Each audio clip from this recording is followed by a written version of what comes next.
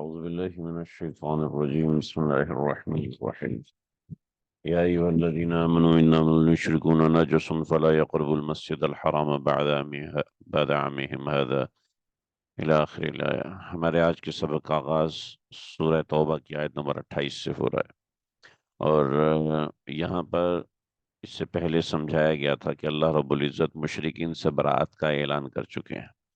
اس برات کی وجوہات اللہ رب العزت نے ذکر فرمائے تھے، کچھ عقلی دلائل تھے، کچھ نقلی دلائل تھے، اس طرح کی بہت سی چیزیں تھیں جو ہم پچھلے 27 آیات کے اندر ڈسکس کر چکے۔ ان آیات کے اندر اللہ نے اس کو سمجھایا۔ یہاں پر اعلان براعت کا تتمہ ہے کہ آخری خلاصتاً اللہ رب العزت بتا رہے ہیں، اور یہ آخری بات ارشاد فرمایا، یا ایھا الذین آمنو، اے ایمان والو، انما المشرکون، یقین رکھو کہ مشرکین جو ہیں، نجسن، وہ پلید ہیں، وہ پلید ہیں، نجس ہیں۔ یہ جو نجاست ہے، یہ نجاست اعتقادی ہے، اعتقاداً نجس ہیں۔ ظاہراً نجس ہیں یا نہیں ہیں، یہ بات کی بات ہے، اعتقاداً نجس ہیں۔ فلا يقربوا المسجد الحرام، لہٰذا یہ لوگ مسجد حرام کے قریب بھی نہ پھٹکیں، یہ مسجد حرام کے قریب بھی نہ آئیں، بعد عامہم ھذا، اس سال کے بعد۔ ظاہری بات ہے ایک زمانے تک رہتے ہیں، ہم ایسے ان کو فوراً خروج لگا دیں، نہیں، بلکہ بعد عامہم ھذا، اس سال کے بعد۔ بکیا جو تم کو شبہ ہو رہا ہے کہ اگر یہ لوگ چلے جائیں گے تو آپ کی تجارت کا کیا ہوگا، کاموں کا کیا ہوگا، اور ان لوگوں کے ساتھ تجارتی روابط ہیں، لہٰذا ظاہری بات ہے رزق کے حوالے سے، روزی کے حوالے سے پریشانیاں ہیں۔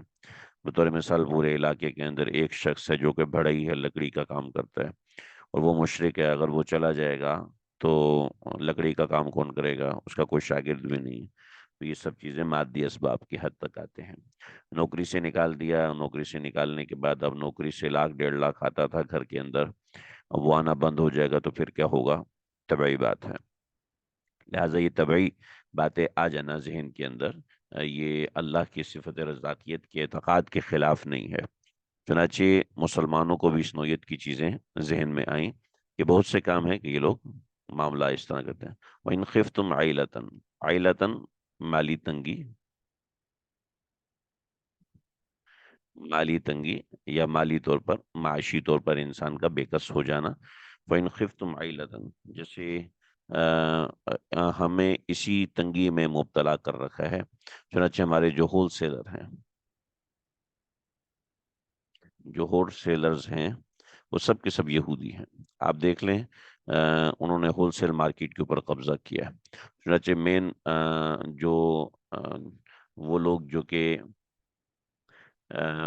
مینوفیکچرز ہیں اور اینڈ یوزرز ہیں، ان کے درمیان میں کون ہے؟ سب سے پہلا ہول سیلر ہے، اس کے بعد ریٹیلر ہے۔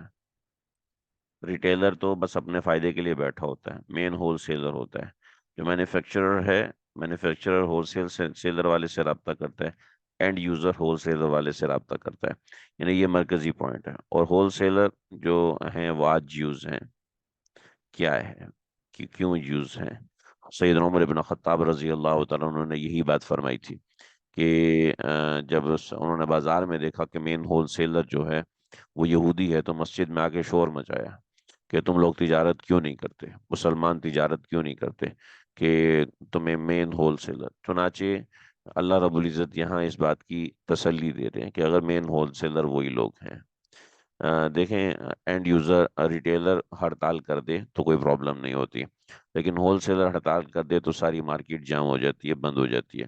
اب ہول سیلر وہ ایک ہوتا ہے، وہ پوری مارکیٹ کو لے کے چل رہا ہوتا ہے، ساری مارکیٹ کے اندر دبدبا غلبہ اسی کا ہوتا ہے، اور عام دکان والا تو ساری زندگی اس کی موقوف ہی اس ہول سیلر کے اوپر ہوتی ہے۔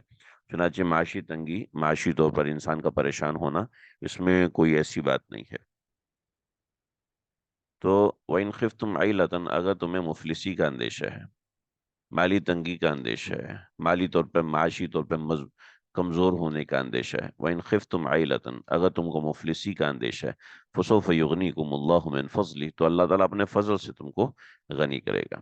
چنانچہ ذہن میں رکھیں کہ کسی کے آنے جانے سے اور کسی کے مال دینے سے اور کسی کے نہ دینے سے آپ اس کو اپنے سر پہ نہ لیں کہ مسلمانوں کا اعتقاد سب سے پہلے اللہ رب العزت کے اوپر ہونا چاہیے، اور مسلمان کا اعتقاد، ہاں ظاہری طور پر پریشانی ہوتی ہے انسان کو، لیکن اپنا اعتقاد اللہ سے جوڑ کے رکھنا چاہیے۔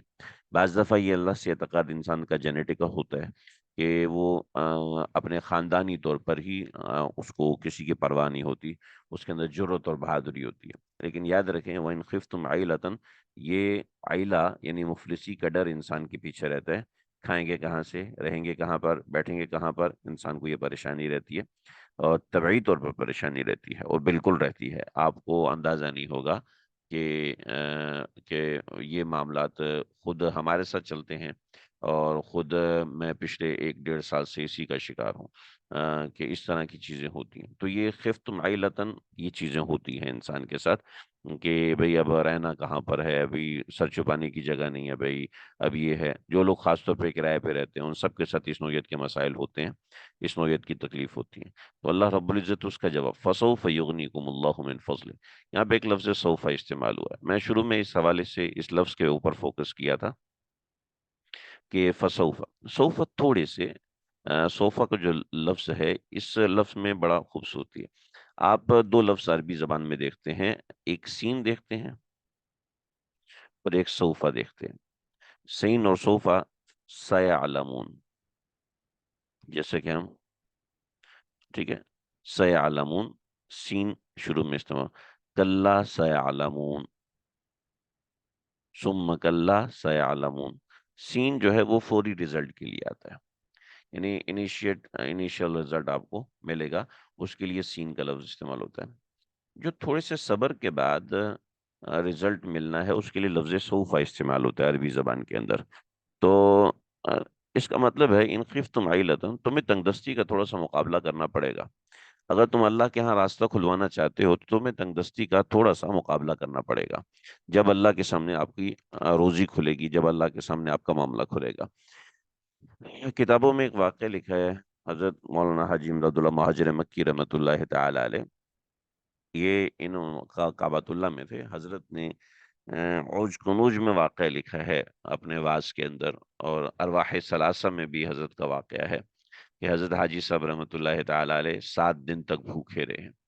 تو 7 دن تک بھوکے رہے، اور مستقل 7 دن تک صرف اللہ سے مانگا اور کسی سے نہیں مانگا۔ اور پھر اللہ نے جب حضرت کی روزی کھولی تو ایسی روزی کھولی کہ حضرت کے ایک وقت کے دسترخوان کے اوپر 500 لوگ ہوتے تھے۔ خود فاقے پہ رہنے والا آدمی ایک وقت میں 500 لوگوں کو کھانا کھلائے۔ تو ظاہر بات، فَسَوْفَ يُغْنِيكُمُ اللَّهُ مِنْ فَضْلِهِ، اللہ تم کو اپنا فضل دے گا، چنانچہ یہ دکھایا۔ اس کے بعد اس کے اندر صوفہ کے اندر بڑی زبردست بات ہے کہ مسلمانوں کو نکما ہو کے نہیں بیٹھنا چاہیے۔ اشرف التفاسیر میں ایک حضرت نے یہاں پر تفصیل بیان فرمائی ہے کہ مسلمانوں کا مسئلہ ہے کہ مسلمان نکمے ہو کے بیٹھ جاتے ہیں، کوئی کام نہیں کرتے، محنت نہیں کرتے، کوشش نہیں کرتے، نکمے ہو کے بیٹھ جاتے ہیں۔ جب نکمے ہو کے رہتے ہیں تو اللہ رب العزت نکموں کو یغنیکم اللہ نہیں کرتے ہیں، عام طور پہ اصولی باقی، ورنہ تو اللہ کی اپنی مرضی۔ تو فسوف یغنیکم اللہ من فضل، اللہ اپنے فضل سے تم کو ضرور عطا فرمائیں گے۔ لہٰذا آپ کو جو تھوڑا بہت آتا ہے، اجملوا فی الطلب، طلب میں اجمال رکھیں، اس کے بعد تھوڑا بہت جو سمجھ میں آتا ہے وہ اپنا کام ضرور کریں۔ ایسے نکمے بن کے بیٹھ جانا یہ کوئی سمجھ میں آنے والی بات نہیں۔ چنانچہ فسوف یغنیکم اللہ من فضل انشاء، اگر اللہ نے چاہا تو تم کو اپنے فضل سے ضرور نوازیں گے۔ اور یہاں پر اللہ نے جوڑ دیا کہ انشاء، اگر اللہ نے چاہا، کہ میرے بندے ایسا نہ ہو کہ بس بالکل ہی مستغنی ہو کے بیٹھ جائیں، وہ اللہ سے مانگیں اور اللہ کی چاہت کا انتظار کریں۔ اور اللہ کی چاہت کا انتظار ایسا ہے کہ اللہ بے نیاز ہیں، اللہ الصمد، وہ بے نیاز ہیں۔ تو جب بندہ اپنی چاہت دکھاتا ہے تو پھر اس کے اوپر معاملہ ہوتا ہے۔ ان اللہ علیم حکیم، یقین رکھو کہ اللہ تعالیٰ خوب جانتے ہیں، خوب جانتے ہیں، حکیم اور حکمت کے ساتھ جانتے ہیں، خوب جانتے ہیں، اور مگر حکمت کے ساتھ جانتے ہیں کہ حکمت بہت بڑی چیز ہے۔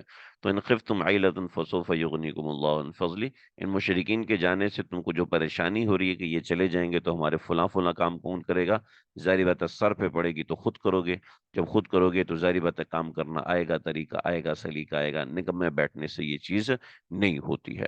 تو یا ایھا الذین آمنوا انما المشرکون نجس، نجس سے نجاست اعتقادی مراد ہے، ٹھیک، فلا یقرب المسجد الحرام بعد عامهم هذا، اب یہ مسجد حرام کے قریب بھی نہ پھٹکے. وَإِنْ خِفْتُمْ عَيْلَةً، ایک اور بات بڑی خوبصورت ہے، میں نے یہاں پر یہ سائڈ حاشیے میں لکھی ہوئی ہے، مسلمان اہل کفر سے کوئی امید نہ رکھیں، کوئی امید نہ رکھیں. اگر وہ آپ کی عائلہ کا سہارا ہیں تب بھی امید نہ رکھیں، کہ اللہ نے سمجھا دیا کہ مسلمانوں کو ان سے امید رکھنی نہیں ہے، کسی درجے کی کوئی امید، نہ معاشی امید، نہ ظاہری امید، نہ باطنی امید.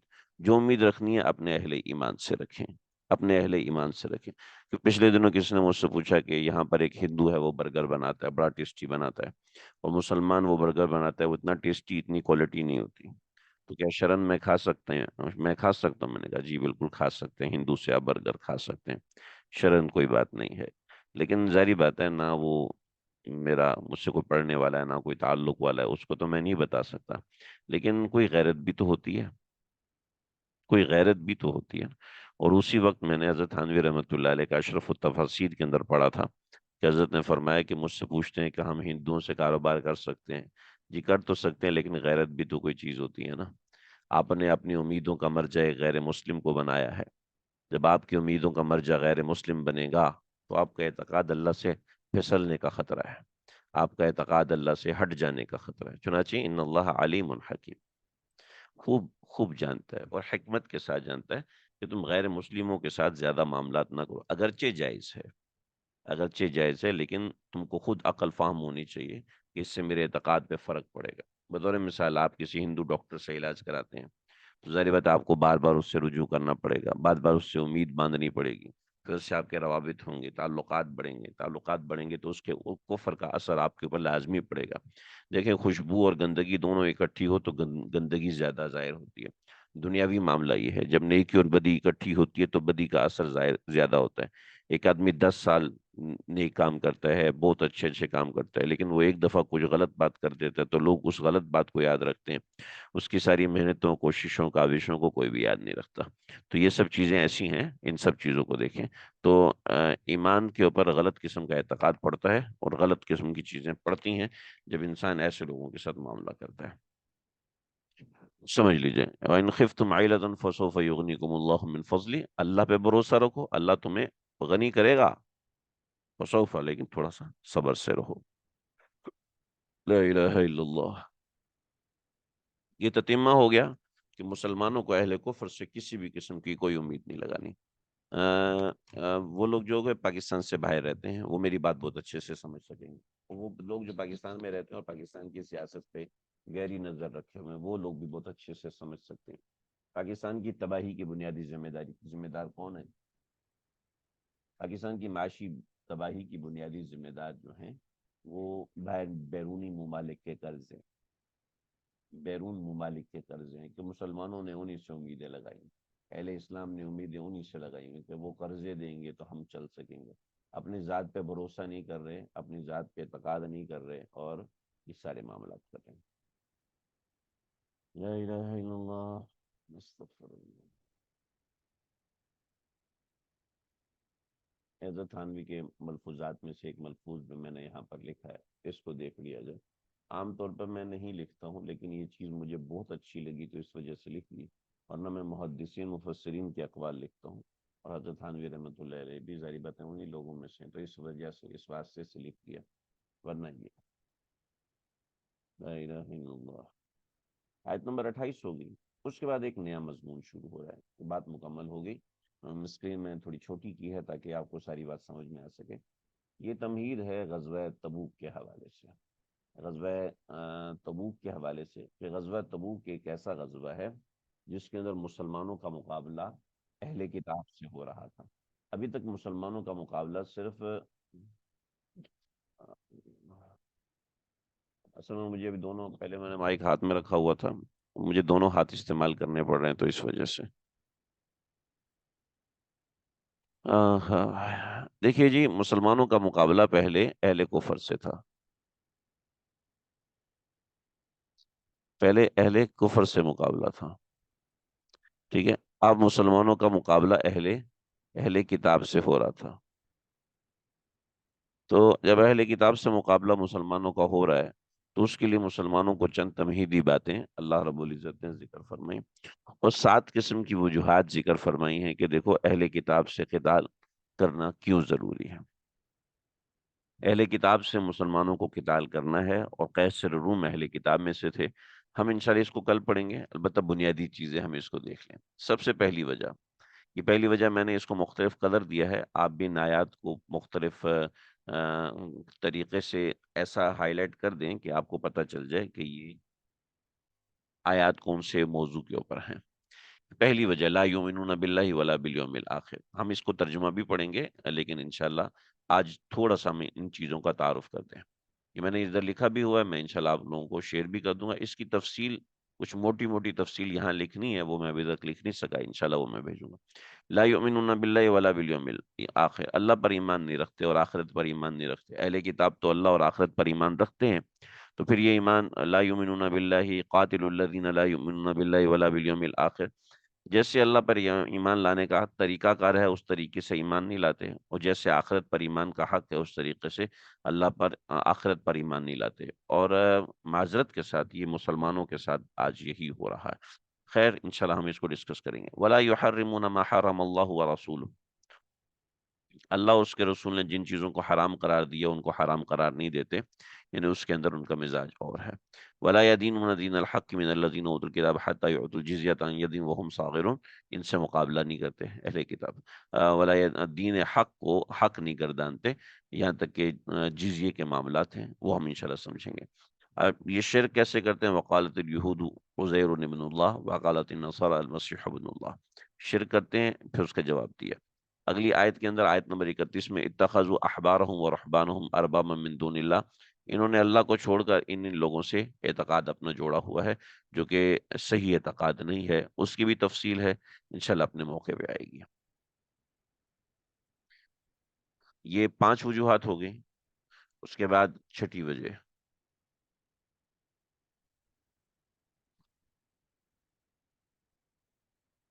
یریدون یطفئوا یریدون ان یطفئوا نور اللہ بافواہہم، یہ چھٹی وجہ ہے کہ اس چھٹی وجہ کے اندر ان کے ساتھ یہ معاملہ ہے۔ پھر یا ایھا الذین آمنوا کثیر من الاحبار والرہبان لیأکلون من اموال الناس، غلط روش اور غلط طریقہ کار اپناتے ہیں، دین کو دنیا داری کا ذریعہ بنایا ہوا ہے، یہ انہوں نے کیا۔ اس کی تفصیل ہے انشاءاللہ ایسے، غلط ارادے اور غلط نیتیں یہ لوگ لے کے چلتے ہیں، اور انہی کے مطابق ان کے معاملات چلتے ہیں۔ تو یہ 7 چیزیں ہیں۔ اس کے بعد پھر غزوہ تبوک کے حوالے سے کچھ چیزیں ہیں، مشرکین کے حوالے سے کچھ چیزیں ہیں، تو انشاءاللہ وہ دیکھی جائیں گی۔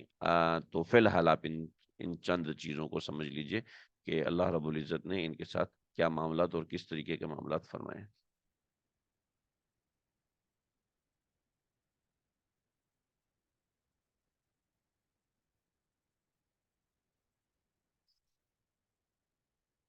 ٹھیک ہے، آج کا سبق ہمارا آیت نمبر 28 پہ آ کے مکمل ہوتا ہے۔ آیت نمبر 28 ہی ہم نے پڑھی ہے، اس کے بعد پھر آگے تھوڑی سی میں نے تمہید آپ کے سامنے ذکر کی ہے، تو انشاءاللہ اس کو ہم دیکھیں گے۔ اس میں ہر چیز کے اندر ایک الگ مضمون ہے، یہ 7 وجوہات ہیں، 7 وجوہات سے سمجھ میں آ جاتی ہے کہ غزوہ تبوک اللہ رب العزت نے لازم کیا۔ تو اس کے بعد غزوہ تبوک کے چند چیدہ چیدہ واقعات اور معاملات اس میں آخر تک ہیں۔ غزوہ تبوک میں کچھ صحابہ کرام شریک نہیں ہوئے، اس کا ذکر ہے، پھر منافقین شریک نہیں ہوئے، ان کا ذکر ہے، تو اس کے حوالے سے چیزیں ہیں، انشاءاللہ آئندہ ذکر ہوگی۔ کوئی سوال کرنا ہو تو آپ لوگ لکھ کے کر سکتے ہیں۔ سبق ہمارا آج یہیں تک ہوگا۔ وصلی اللہ تعالی علی خیر خلقہ محمد وآلہ وصحبہ اجمعین۔